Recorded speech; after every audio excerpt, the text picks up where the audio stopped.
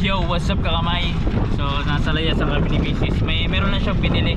At syempre sasamantalain ko na mag-vlog. Nung kanina na busy tayo. Tapos meron tayong kinausap kanina. Kasi nag-message sa atin mga kakamay, humihingi ng ng help or tulong. So walang iba kundi si Celeste, si Celis mamay, kasi binalita niya sa akin na nahack yung YouTube account niya. So ngayon ang sabi ko sa kanya is wala akong magagawa. Aray ko.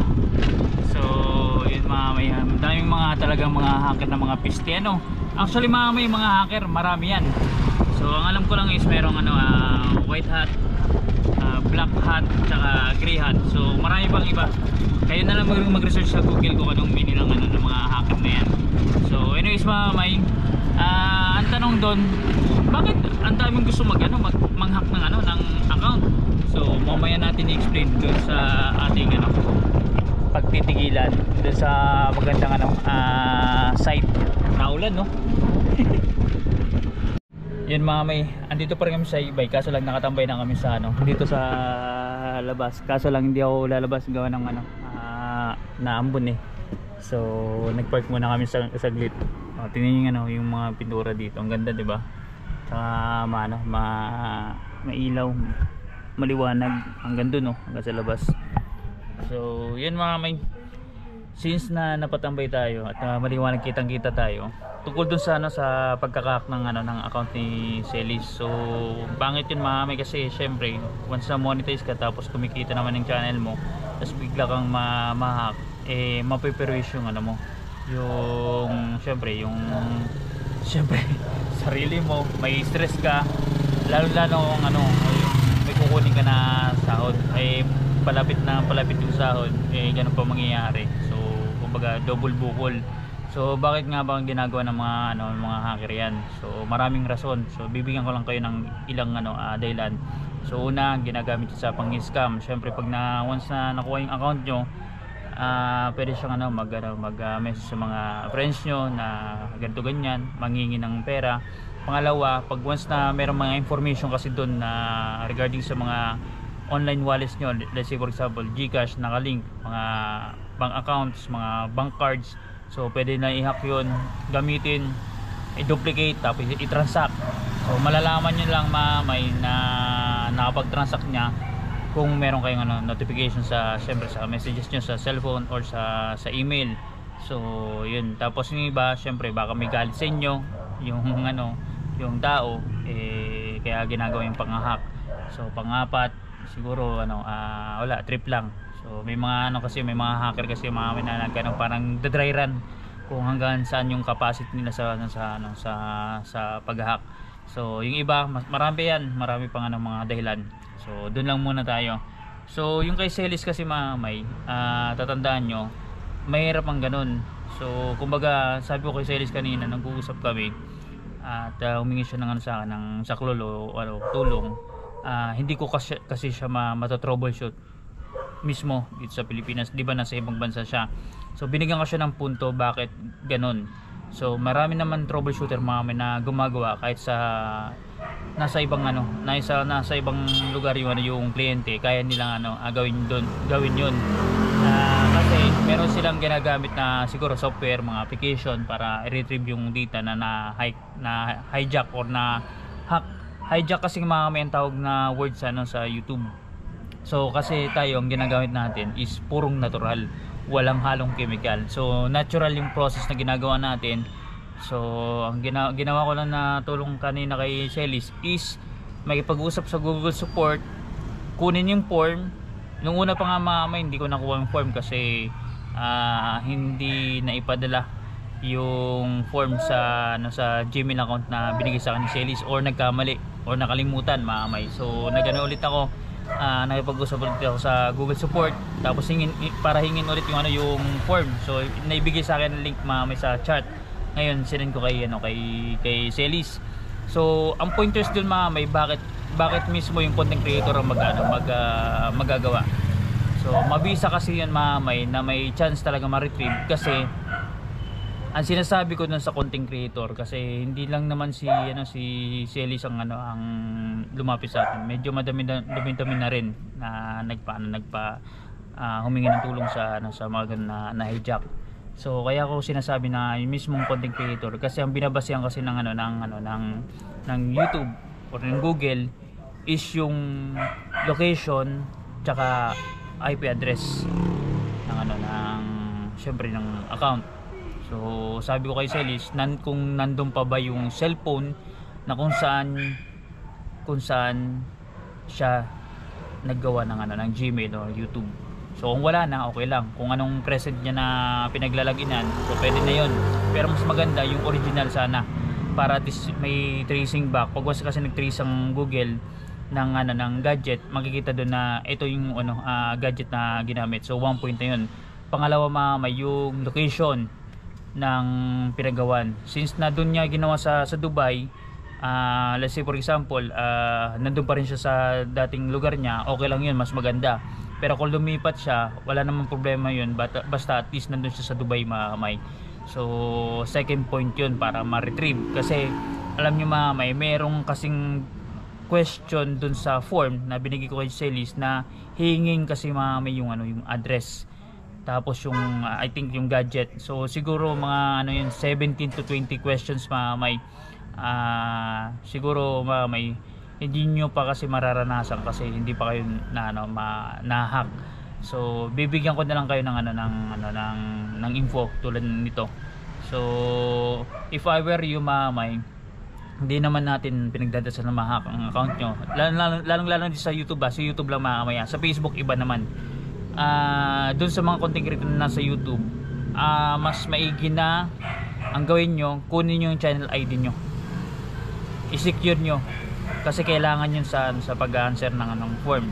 Channel ID nyo, tsaka yung Google AdSense ID, yung PUB, kunin nyo po yun mamay. Makikita nyo po yun sa Google AdSense, yung PUB sa taas mismo, sa search bar o basta sa taas makita nyo yung PUB, tas yung number, kunin nyo po yun, isave nyo po sa cellphone, para at least may reference kayo in the future. Pag once na let's say magkaroon ng problema, at least meron na kayong documentation na isusubmit, kasi mas malaki kasi ang chance nun na ma-retrieve nyo yung account nyo, mabawi nyo ba sa hacker. Kasi yun ang isa kasi sa mga mabisa, gadget, IP address, yung location, yung channel ID, tsaka yung PUB. So yan ang mga major parts na dun sa questionnaire na pwedeng magbigay sa inyo ng linaw na pwede niyo ma-retrieve yung account. So right away kay Celis, nung naibigay sa akin form, sinend ko sa kanya yung form. Sabi ko sa kanya, sagutan niya, kasi yung information kasi doon mga kamay, siya lang nakakalam nun, hindi ko po alam yun. Kasi kung ako mag-answer nun, magtatanong na naman ako sa kanya. So parang back and forth lang, magkakaroon ng double handling. So ganun din. At syempre yung IP location kasi may nagmamatter doon. Once na pinipilapan yun, nadedetect kasi ni YT or ni Google kung saan mo pinipilapan yung form na yun. So since nandun, so malaking puntos yun na ma-retrieve. Kaya ngayon waiting na ngayon si Celis sa magiging reply ng Google. So hopefully, kasi malakas naman sa Lord si Celis, at syempre baka sakaling na ma-retrieve niya. So kasi before siguro ako last year yata na-hack din ng FB ko, kaso lang syempre na-retrieve ko gawa ng gumawa talaga ako ng paraan na ma-retrieve. Nag-backdoor ako, may ginawa ko na proseso. So hindi siya applicable sa lahat. Natsambahan ko lang siguro kasi basta ganun lang natsambahan ko lang yun, kaya ako na-retrieve Facebook. Kung hindi, wala. So mayroon din tayong kaibigan na na-hack ang FB, hindi rin natin nagawa kasi mas maselan yung case. At naghumingi na rin tayo ng tulong sa ibang nagto-troubleshoot, hindi rin na-retrieve kasi mas mabigat yung case. So may kaibigan din tayo sa YouTube na na-hack ang account before, kung kilala niyo si Dascol TV, si Katumba. nahack yun mga siguro mga 3 to 4 years ago. Pero may ginaid ko lang sila, tapos siya din na nag-answer, nagtatanong na sa akin kung anong isasagot doon. So na-retrieve din niya yung account niya sa YT, and yun ginagamit niya until now. So depende sa sa magiging kaso, kung gaano kabigat at gaano kalupit yung hacker na nanghack sa sa account natin. So dito sa YT again mga kamay, inulit ko, ay secure nyo yung channel ID. So nandun lang yun sa settings sa YouTube. Kung bubuksan nyo mga kamay yung settings, punta kayo sa Google Chrome, huwag dun sa direkta sa apps ng YouTube, hindi nyo po makikita yun. So dun mismo sa Google Chrome, type nyo yung YouTube, tapos syempre yung tingnan nyo yung account nyo, nandun yung picture, settings, tapos channel ID, tapos yung naman yung PUB, yung Google AdSense na number, nandun din sa YouTube, sa dollar sign, sa monetization, makikita nyo sa tabi yung PUB. Copy nyo lang po, i-secure nyo rin po kasi kailangan yun once na nagkagipitan ba. So isa yun sa mga requirements. So ngayon, para maiwasan nyo, bibigyan lang ako ng tips, at sinabi ko na rin kay si Elisa yata, tas dito sa live stream, tapos sa ibang mga kaibigan natin, na ito para sa kalinawan ng lahat, para hindi ma-hack yung account nyo. Huwag po kayo mag-click ng link na alam nyo naman na wala naman kayo ni-expect. Alam nyo yun, true, kung galing man sa email, sa Facebook. Ang nangyayari kasi sa atin mga amin, nagiging tayo na minsan nagiging curious tayo, lalo pag minsan pinag-uusapan, di ba, pag pera, na you will earn this kind of money, tas nakalink, may link, tas i-click natin, doon tayo nayayari. So kumbaga, pag mga ganun kasi may phishing site yun. So pwede kayong kumbaga painan, at mangyari na pag once na clinic nyo yun, yari na kayo. So hindi nyo na mamalayan may dinadali na pa kayo pailalim hanggang sa pag-click nyo ng account nyo, hindi nyo na ma-retrieve kasi napalitan na lahat ng information, tulad nangyari kay Celis. So overtime ganoon nangyari kay Celis So huwag kayo mag-click ng link.